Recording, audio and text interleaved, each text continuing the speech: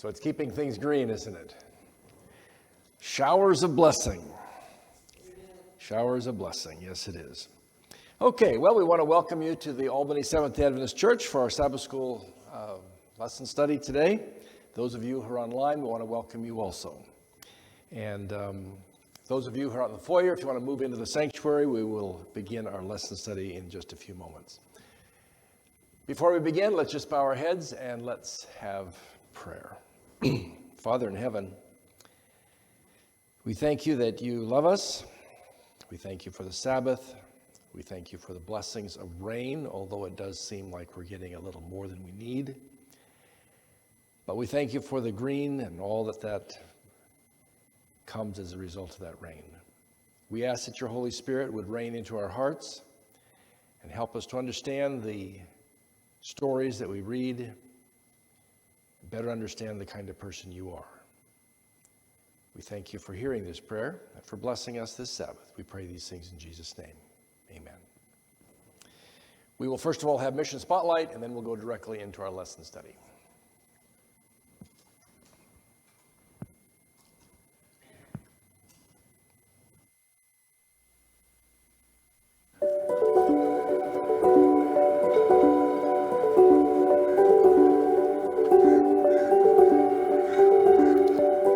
Studies show that all over the world, the older population is growing, and in many societies, seniors spend most of their days alone. There are many effects of isolation: stress, depression, an increase in unhealthy habits like smoking, drinking, and neglect of physical activity, and a risk of quicker mental decline due to the lack of stimulation.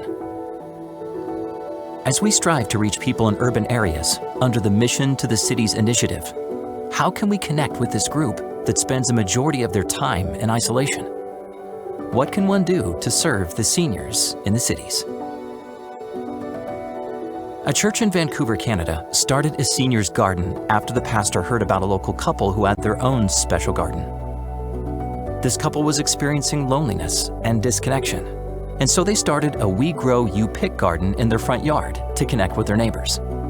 This successful project was the starting point for a large garden at a local Adventist church. Projects like this can provide seniors with a place to come together and mingle with one another while working toward a common goal. In South Korea, members of the Seoul Central Church are caring for the elderly by running a senior citizen ministry. The church provides food to the elderly every Sabbath and extends their help even further by providing bus fare for the trip to and from the church every other week. What were Ellen White's thoughts on the elderly? In the book, The Ministry of Healing, she writes, "There is a blessing in the association of the old and the young. The young may bring sunshine into the hearts and lives of the aged. Those whose hold on life is weakening need the benefit and contact with the hopefulness and buoyancy of youth." In Pennsylvania, members of a church provide lawn and yard care to seniors who are homeowners and unable to care for their yards on their own. There are many opportunities to serve seniors in the cities, from providing basic home repairs to offering exercise programs and outings meant specifically for the elderly. Visit the Mission to the Cities website for more ideas on how to serve your city's most vulnerable residents. Following Christ's method of ministry and filled with His Spirit, you can impact someone's life today. Please pray for the ongoing work of reaching the unreached. Thank you for supporting Mission to the Cities.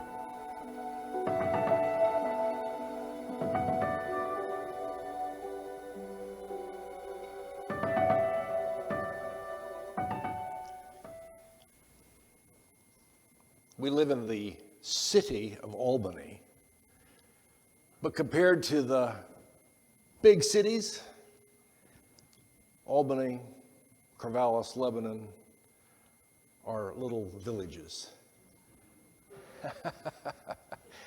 I tell you what, when I think of people, cities that have 5 million, 10 million, 20 million people, it's like, wow, that just is beyond my ability to think. Okay, we're on lesson 11, and we are going through the book of Genesis, and we're focusing this week and next week on the person known as Joseph. Joseph is one of my favorite Bible characters. Joseph is a character in the Bible in which a lot of information is provided about him. In fact, I don't think there's very few other people that we're told as much about as Joseph. David probably is in that group. Obviously Jesus. But Joseph is a story that spans many, many chapters. As a matter of fact, the lesson makes the point that Joseph occupies more space in the book of Genesis than any of the other patriarchs. So, what does that typically mean? The more you talk about something or the more God has provided us information, it probably means the more what? The more important, yes, I'll give you the point. I'll give you the point. Okay, now let me ask you this question. The title of the lesson is Joseph, Master of Dreams. Are you comfortable with that title? Thank you, George. I'll give you a point. I'm not comfortable with that title either. Why? Yes. Okay, yes. The title sort of implies that Joseph somehow is the one who has this ability. Now, in reality, I think this title is taking off from his nickname. What was his nickname? Dreamer, or in fact, Master of Dreams, or I think another way that we might phrase this nickname is Mr. Dreamer. And where does that come from? His brothers. His brothers. Interesting. Okay, a little bit of, just for a pause here, I want to come back to something that we talked about last week. Remember I mentioned that Jacob was somewhere in his 70s when he stole the birthright from his brother, got the blessing from his father Isaac, and fled. And I think a lot of us were kind of like, whoa, where'd that come from? Well, just do a little bit of Googling and you'll come up with Chronology of the Patriarchs. And in fact, this here is a kind of lays out the different things there. And I don't know if you can see it. Oh, I don't have my pointer here, but right there in the middle, it says Jacob flees at 75. Now, I did a little bit of searching, and it turns out that the range is anywhere from about 55, 56, 57, up to as high as 75, which is kind of interesting. I don't typically think of Jacob fleeing as a 60 or 70-year-old man. I think of it more as a maybe mid-20s type. But anyway, that's where we are in terms of what we understand, the chronology of these events. So that's just back to there. Now let's get back to Joseph. The story of Joseph covers the books of Genesis 37 through 50. It's a lot of territory.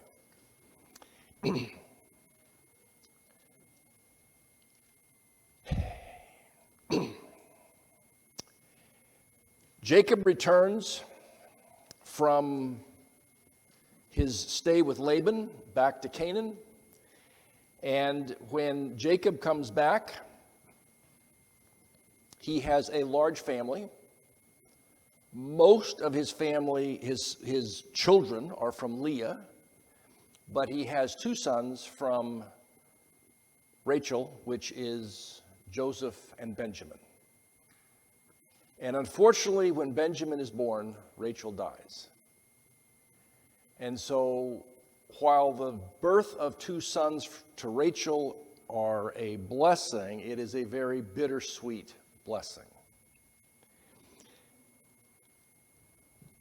Now, if you look at the book of Genesis,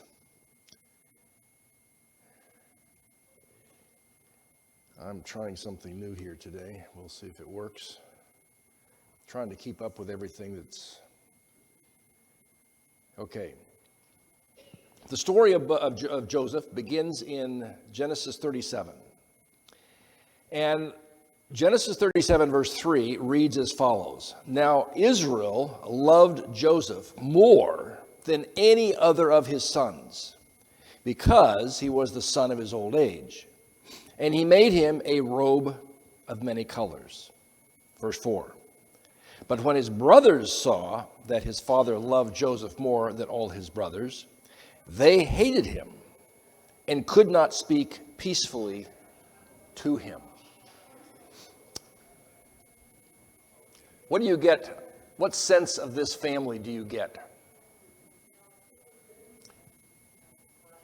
Jealousy. Okay. And typically, why is there jealousy? Oh, there's a lack of equality. Okay, interesting. Favoritism. Okay. He was spoiled.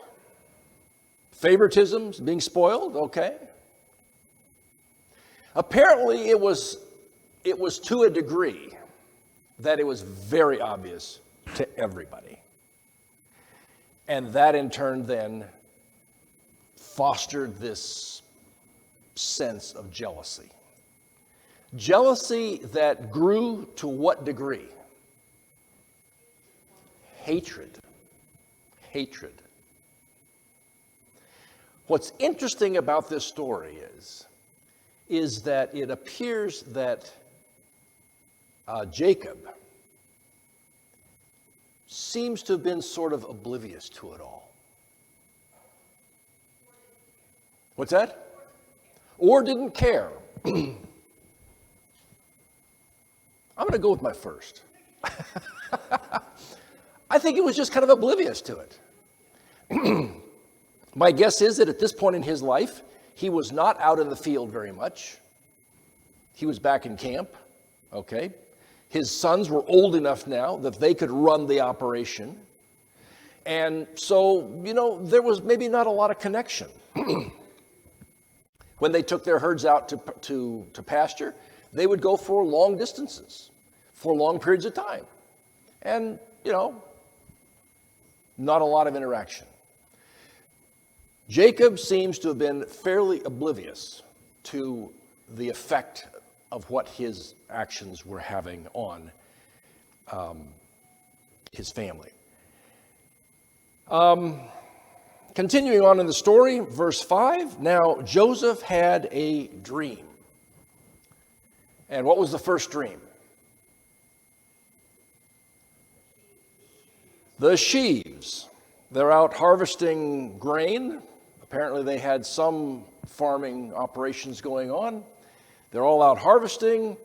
Each one is making their sheaves.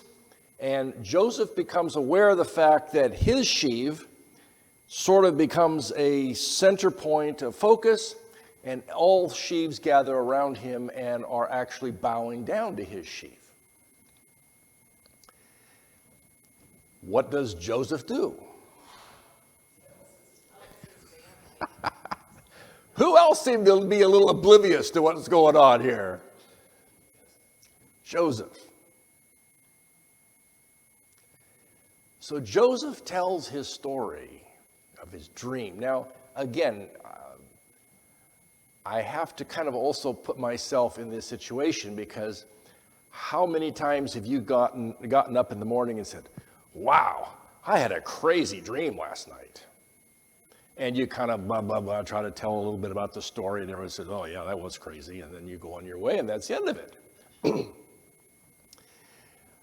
But the brothers, they understood what this dream was saying,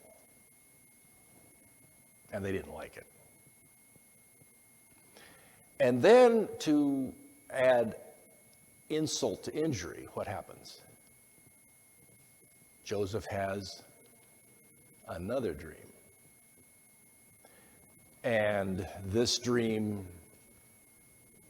involves stars and sun and moon and this sort of thing. But again, the message is fairly clear. These dreams seem to imply that Joseph is going to sometime in the future be in a position of preeminence. And for brothers who are angry and jealous and hateful, this is just not acceptable. What is his father's response? Why?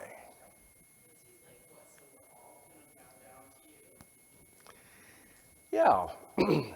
He may also kind of clicked in as to how this is being perceived in the family at large. But what does it say that Jacob did? He kept the matter in his mind. Does that remind you of anybody else in the Bible? Esther? Mary. That's exactly right. She takes the child to the temple and he's blessed, and prophetess and prophets make statements, and it's like, wow, what is this all about? And she files it away in the back of her mind, thinking, I don't understand what this is all about, but I'm going to remember this. And the same thing is happening here with Jacob. Jacob says, it's kind of weird. I'm not sure what my son's, we would say today, I wonder what he was smoking.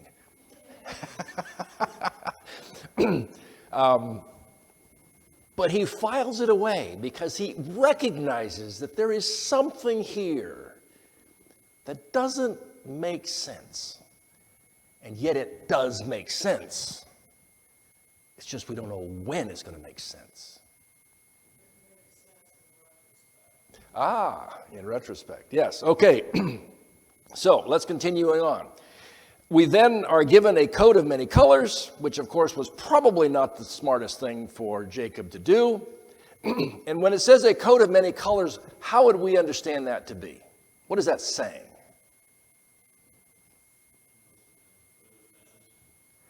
Okay. Princely garment. That's exactly right. This was a coat, a garment that represented standing.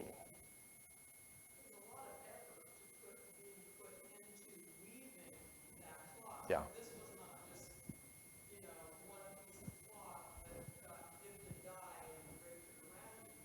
This was woven. There was detail and time and effort put into creating that type of garment. So let me ask you a question here. What do you think his brother's coats all look like? And what does that mean, plain? What were they made out of? Probably wool. Yeah, I mean, they had wool by the balefuls, I'm sure, from their sheep. Okay, so what color are sheep? Well, there are white ones in the books. Most of them are a little more on the tannish side and brownish side, and then black, okay? That's the colors that you see on wool, okay? And my guess is that their coats were pretty much a blend of those types of different wools, and that was it. But this was a coat of many colors. This was a coat that was designed to stand out, to make a statement, to identify that this was a special person. Esther. And the coats that the brothers wore, they were for wrapping up at night out on the sheet, out on the ground. And the coat of many colors did not touch the ground, I'm quite sure. Okay, I would agree with that. Well, the story proceeds. Jacob before we go there, let's just look at one of the statements that's in the lesson. It says, the shepherd boy, referring to Joseph, tended his father's flocks. Joseph's pure and simple life had favored the development of both physical and mental power. By communion with God through nature and the study of the great truths handed down as a sacred trust from father to son, he had gained strength of mind and firmness of principle.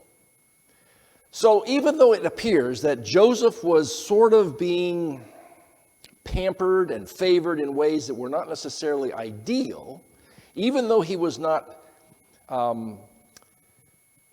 he didn't have a good relationship with his brothers, it does appear that this young man, in his interaction with his father, either had opportunity to hear things that maybe his brothers didn't hear because of where he was in his life, They were born when he was back with Laban, and Jacob was out, building his flocks. Now he was sort of established, and he could now spend time with this child of his old age, and it was spent in a lot of interaction in relationship to how God had interacted with his family, his forefathers, and what God's plans were. And Joseph listened and incorporated those things into his life. Just to kind of give you an idea of what was all going on here, they were down in Hebron. He hikes up to Shechem. He can't find his brothers there. He goes up to Dothan, and it's at Dothan that he finds his brothers. And at that point in time, that's where all the fireworks come into play in relationship to their kidnapping him and subsequently selling him to go down to Egypt.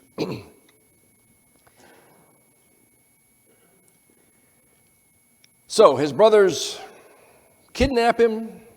There's some debate as to what to do with him. There are those who want to kill him outright. And then there are those who are not really sure about that. And the decision is finally made to sell him to some Ishmaelites. Now, who are the Ishmaelites?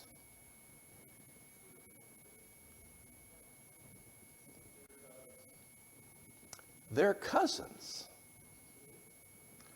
Who did the Ishmaelites come from? Ishmael. Where did Ishmael come from? Abraham. That's exactly right. So these are fairly close family people. My guess is that the fact that I'll be careful here. How they happen to interact at this point in time, I don't know. But my guess is they knew each other. At least they knew enough about each other to have a common ground of interaction between themselves.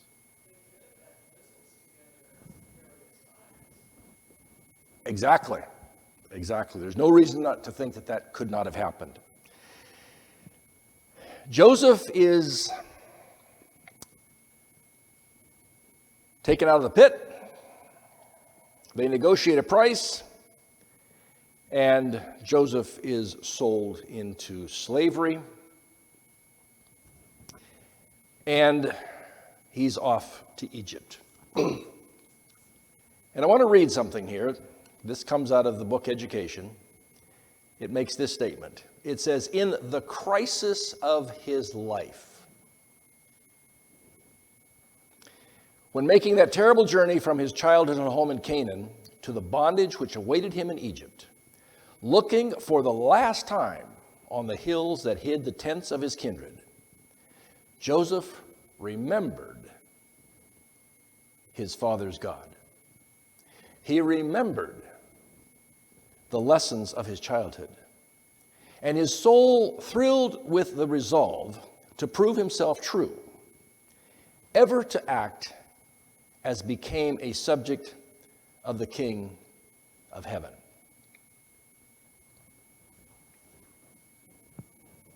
His foundation was with God, and that's what made him such a great man. Correct. Now, let me ask you a question. What is the setting of this moment? It identifies this as the what? The crisis of his life. What does that mean? What is the author talking about? The crisis of his life. Yes, Paul. The decision point of his life. Esther. Oh, yeah. Yep, exactly. How many of you, and you don't have to raise your hands, but my guess is that many of you can identify a point in your life in which you made a decision that, looking back, if you had made a different decision, would have completely changed the course of your life and where you are right now today. Now, it doesn't have to have been as dramatic as being sold into slavery.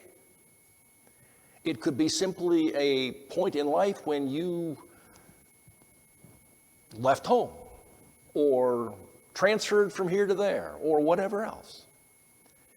But most of us, I think, can identify points in our life in which we found ourselves at a fork in the road, so to speak. And we chose to go to the right, or we chose to go to the left. And it has had either huge positive impacts in your life, or it had negative impacts on your life until you made another choice, which may have corrected things. Are crises in life good or bad? Thank you. I'll give you 2 points for that. They can be both. That's exactly right. Because we can make bad decisions in those crises. But the good news is this, what? Regardless of whatever decision one has made in the past, one can always make a what? A new decision in the moment. Okay? Now, I think,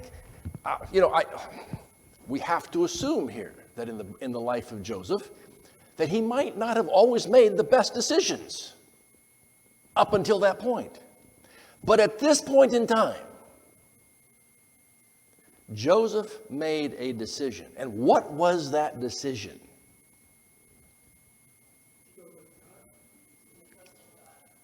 He resolved to ever act as became or becomes a subject of the King of Heaven. I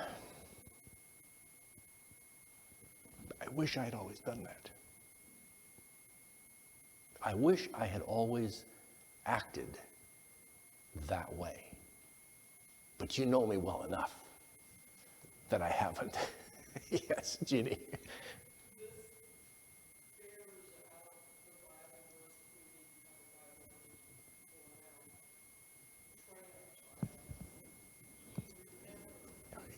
Exactly. Thank you.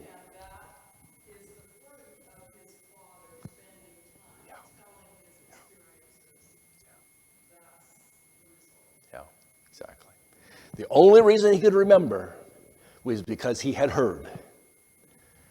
The only reason he could act on that information was because he had heard. And,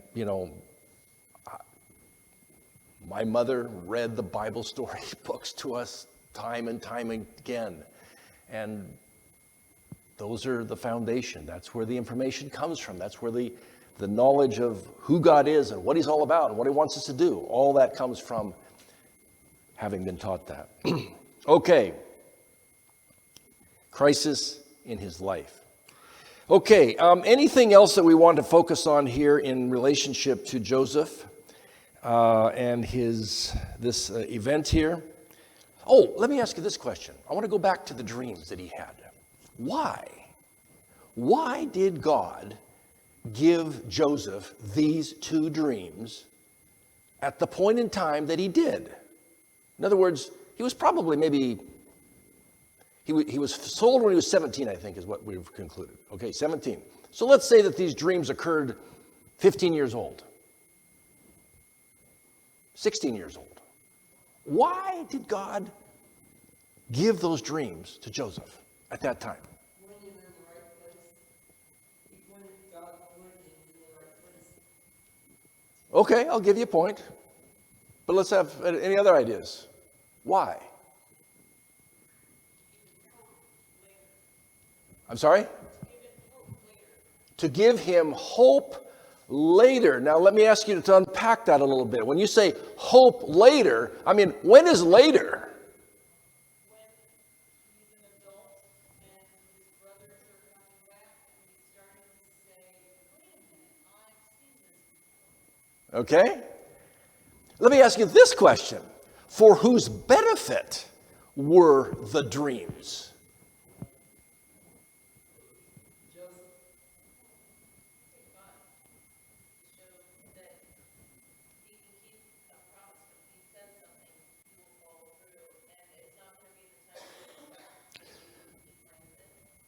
Okay, let me ask you this question.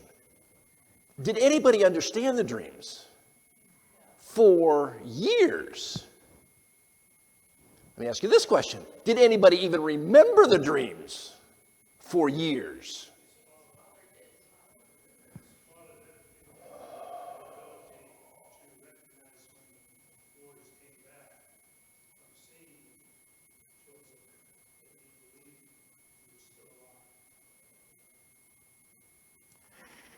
Okay, I'm going to give you all points because I think they're all valid points here. But let me have you think about a couple things here.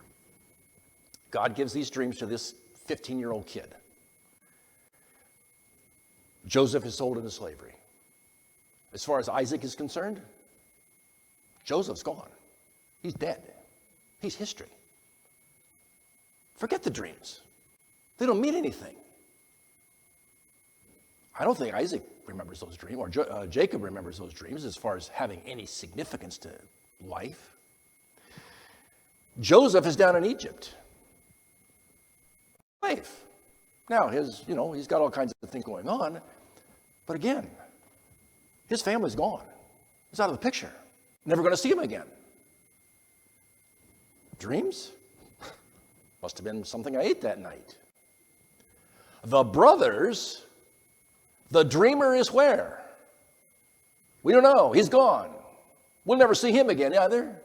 The dreams? The dreams are all forgotten. Nobody cares about the dreams. Until one day, and all of a sudden, everybody remembers the dreams.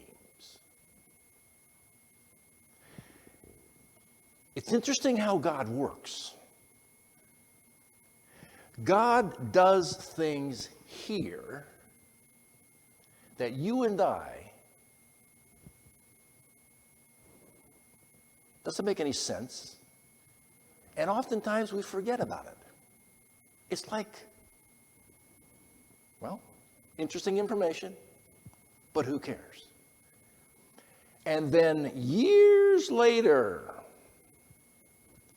something happens, and all of a sudden, things you didn't understand, completely forgotten, make perfect sense.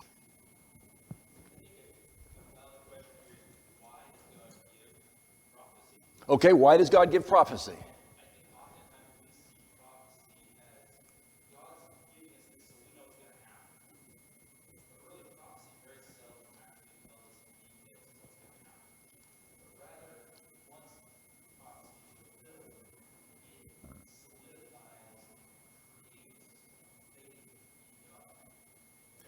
So in other words, what you're saying is the value of prophecy is not necessarily knowing what's going to happen in the future, but rather it is at a point in the future when we suddenly look back and we say, oh, wow, I can't believe it.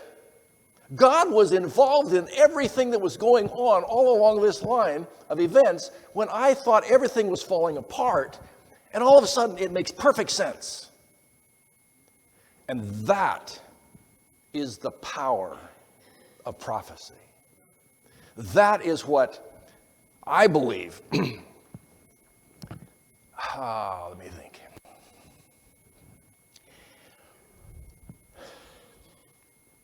We have no idea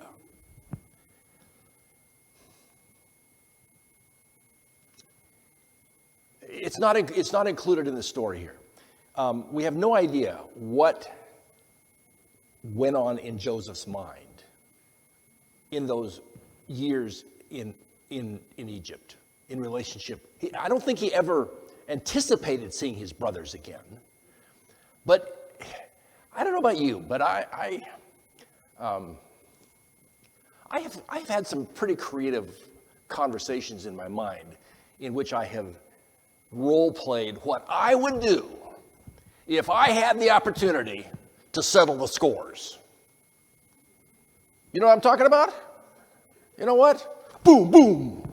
Oh man, I just lay the guy down. I'm not. But you know what I'm saying? We don't know what that was. But there came a point, and Joseph, I think, saw this way before his brothers did, because he knew things they didn't know when they interacted together. But you can only imagine what must have been like. I mean, Joseph must have had one of those kind of situations in which the hair on the back of his neck just kind of like this. It's like, I cannot believe. Now I understand. Now I can see why, all the whys. Suddenly he can see that. And we're going to talk about that next week. Okay, let's get fired on. Let's move on. Now, in the middle of the story that we're reading here, we now have the story about Judah and Tamar. And we don't have a lot of time to dive into this story, and there's a lot of rabbit trails we could go down. But let me ask you a question. Why? Moses, he's writing the book of Genesis. Moses is writing the book of Genesis. He's writing the story of Jacob and Joseph and Egypt and all this sort of thing. Boom. Why in the world do we have this story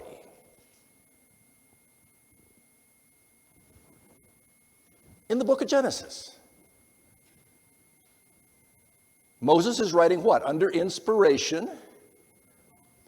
And how that works, I don't really know.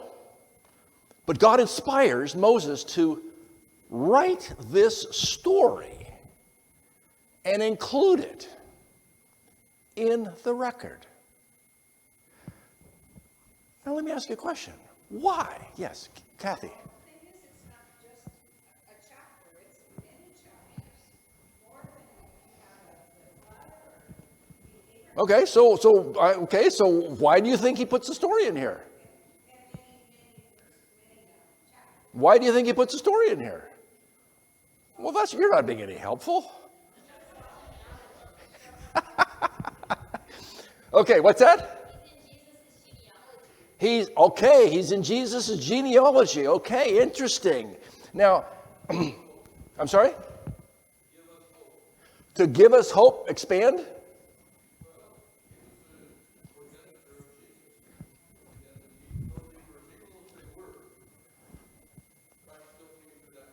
Okay. Very good. I like where both of you are coming from on this here. Now, let me ask you a question. What is so we have four ladies who are listed in the genealogy of Jesus. One is Tamar, very first one. Second one is Ruth. Third one is Rahab. And then we have Bathsheba.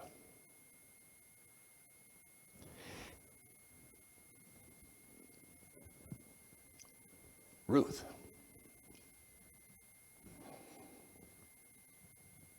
One of my favorite books in the Bible. Now, these are the generations of Perez. Who's Perez? One of the twins. Okay?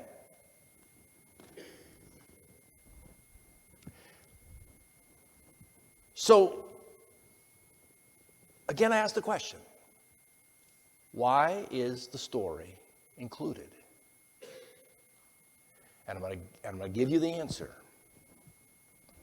The story is included not because it necessarily reflects in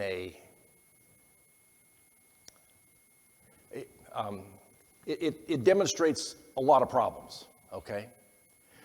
But when does the story make sense in terms of the story? And when I say the story, I'm talking about the 6,000 years, well, actually we'll say about the 2,000 years of Abraham to Jesus. When does this story of Tamar and Judah suddenly have significance? We begin to understand it here in the book of Ruth. Because what do we know about Ruth? Ruth has a child with Boaz. Who's that? Obed. Who does Obed begat? Jesse. And who is Jesse? The father of David. And all of a sudden, here at the book of Ruth, hundreds of years later, suddenly we're having the same experience that we have with the dreams that Joseph is having, in that it's in retrospect that it suddenly makes sense. We suddenly understand why the Holy Spirit impresses on Moses to include this sordid story right in the middle of Joseph. But it makes sense all of a sudden when you have a looking back view. Yes, Sarah. Well, also if you look at it, it's showing that God can transform people into good, Okay. and that He will ultimately save all His people because Jesus. Yeah, absolutely. I mean, Jesus is ultimately where all of this is leading. This is all leading up to Jesus, the cross, and the resurrection. That's where it's all leading. But Moses is sort of setting the foundation information. And at the moment, looking at it, it's like, wow, this is a weird story. Why is this here? Exactly. Looking back, we now suddenly can see how that all makes sense. Okay, let's dive on. Joseph gets down to Egypt. He is sold into the house of Potiphar. And very quickly, Joseph establishes himself as a person of what? Okay, I'll say knowledge. I'll give you a point there. What else? Trust. Person of integrity. Somebody who Potiphar can trust to do the job and do it right. And very quickly, Joseph is elevated and eventually actually becomes the overseer of Potiphar's entire estate. And having achieved such success, what is Joseph's response? Does he become arrogant in his success, or does he remain humble? Faithful and humble. What is one of the most dangerous things in life?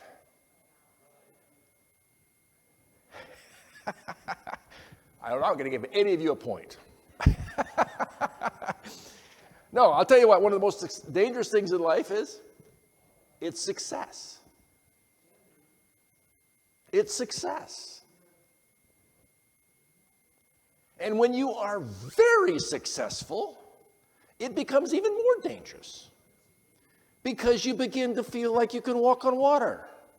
You begin to think you're somebody important. You begin to feel like you're entitled to certain things. You don't have to obey the rules. They don't apply to you. You can take liberties. And was somebody else watching this successful person? Yes. And did Joseph succumb? No. Why did Joseph not?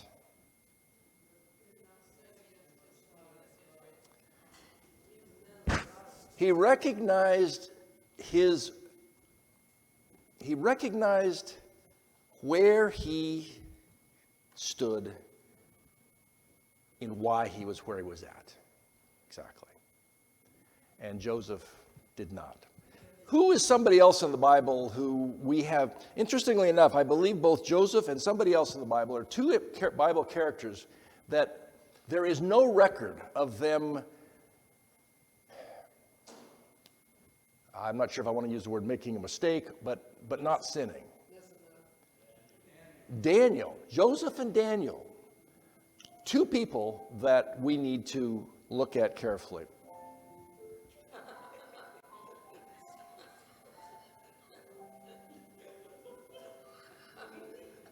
I'm going to turn the volume.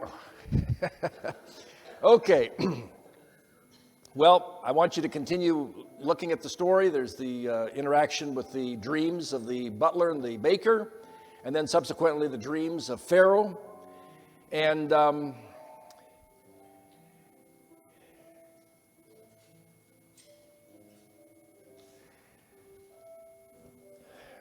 There's a lot we can learn from the life of Joseph, and I encourage you to think carefully, because whether you're young or old, the principles apply. And we all can be blessed by God just as Joseph was blessed. So let us just close Sabbath School, and we will pick it up next week. And I'll turn it over to our music.